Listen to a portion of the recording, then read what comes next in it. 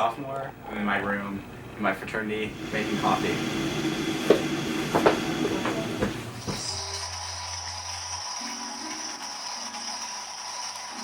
This is another thing.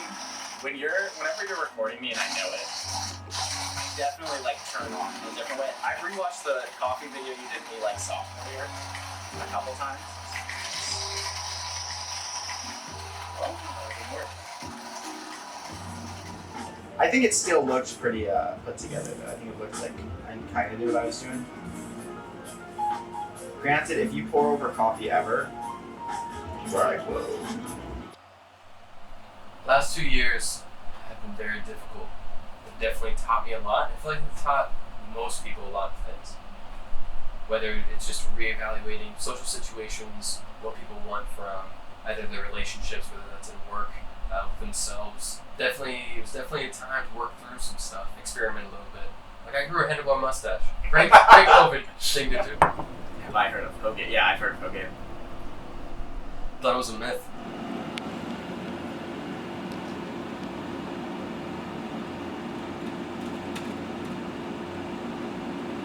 Wilson has a bunch of other explanations and non-explanations for it. And I kind of think it just sounds like whispering. Does it work? Does it work as a piece yet? I'm still not sure. That's what we're going to talk about today. And I'm hoping that this little mini lecture is just going to help you kind of stimulate the way you're thinking about your own pieces. There are certain conventions in which we've decided that we will put in facts and we will believe them. We read about what's happening in the Ukraine, and we know it's a credible source, and there's a set of words that all go together, and there's a nut graph, and there's a way in which that journalistic information is going to be displayed to us. But in this literary realm, a red wheelbarrow, the sort of strangeness of the pieces that seem to appeal to me. The more I want is the part that makes sense by not making sense. Beside? Oh no, not beside. I'm sorry. Glazed. How can, in your writing, how can the senses be Rained. I've lived almost my entire life and not thought of making sense having anything to do with the senses. When in fact, that's Glazed with rain, water, beside the white chickens. We literally walk the world. You wake up in the morning, all the shit that's sort of running through your head at any given moment. We don't even represent that. When in fact, most of our lives are just filled with this sort of constant battering of sensual imagery, that most of which we are just strictly vacating because we go crazy otherwise. I can't take track of the guy on the roof up there while also teaching the class, while looking at the pine tree that's sort of waving a little bit in what the fuck is a tree that tall? I didn't even realize that. We're on the third floor. Oh my god, and then there's cloud bank that's constantly moving. It's sort of like, even sort of just your visual sphere is completely arrested. Like all the fucking little lights on TV there. It's like, if we really are going to kind of get at the world as we understand it, mine it as we understand it, we have to sort of realize you're dealing with smell.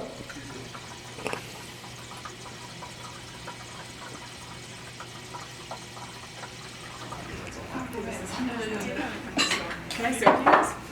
Or are you going? Wherever you So you can help them. I mean, we're also the first generation of seniors, like since COVID, they'll actually get to like go for the regular stuff.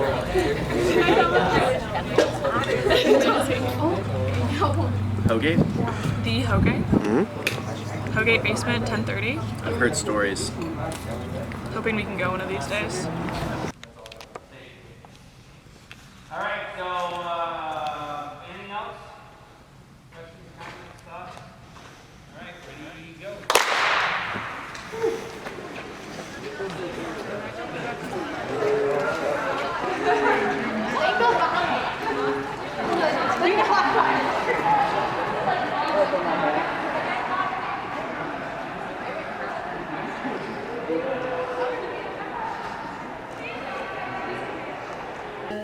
I think I like the team more than the actual running. You have like the team to come back to. Like that is like a stress reliever, just kind of a way to break apart from just school life.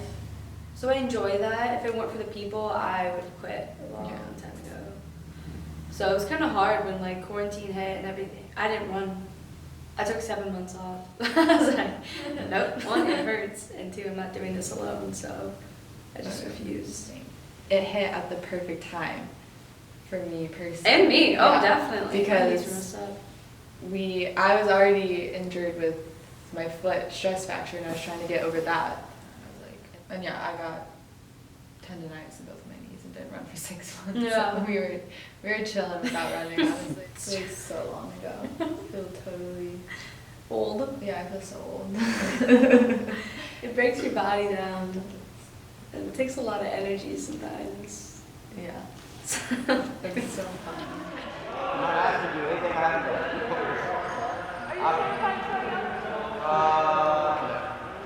No. What's wrong with throwing up? I don't know, I'm terrified. 15 cents. Did you see me destroy my fucking weight? Mid-throw? Yeah, I threw it and it exploded.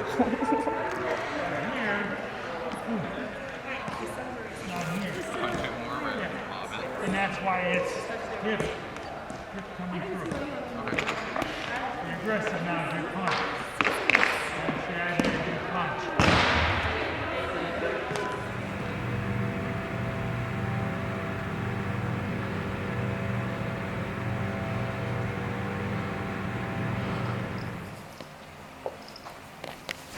Hello.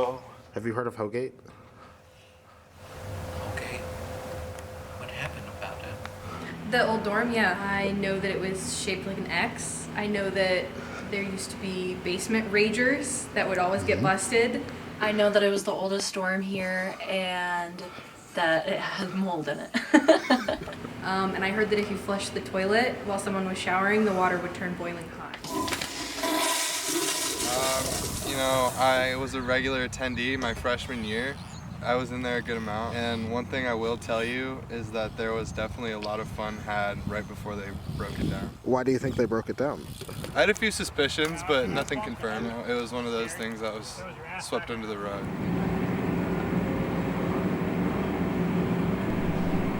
We did a podcast on it once. I don't want to go as far to say that it was a shithole, but it was definitely a good time, and it was tore down for a reason. I don't know how valid those reasons are. Did hear that there were a few instances with onions in a stairwell, and that the basement was popping. Oh, it's a damn shame. I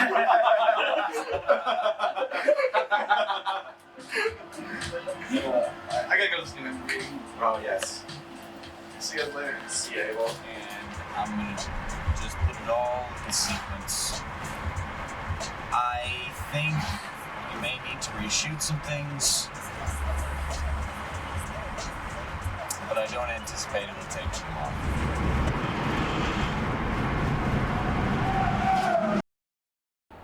So, one possible assignment, one possible exercise for yourself would be to think about the intangible and the tangible. This poem comes to us from Spring and All by William Carlos Williams. Why does so much depend upon a red wheelbarrow, on chickens, on rain? At least for me, is that these are objects. They are palpable. They're things you can feel and see. They are what we can sense. The rain. We have color, the white. We have texture in the glazed rain. And it's hard not to hear the word chickens and not hear them clucking about in a farmyard. And for a creative writing class, for a literature class, it's worth noting that we have to feel and see and touch and taste what's on the page.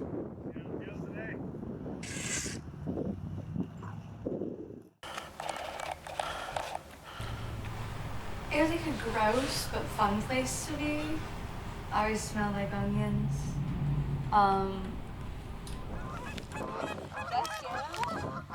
Sorry, guys.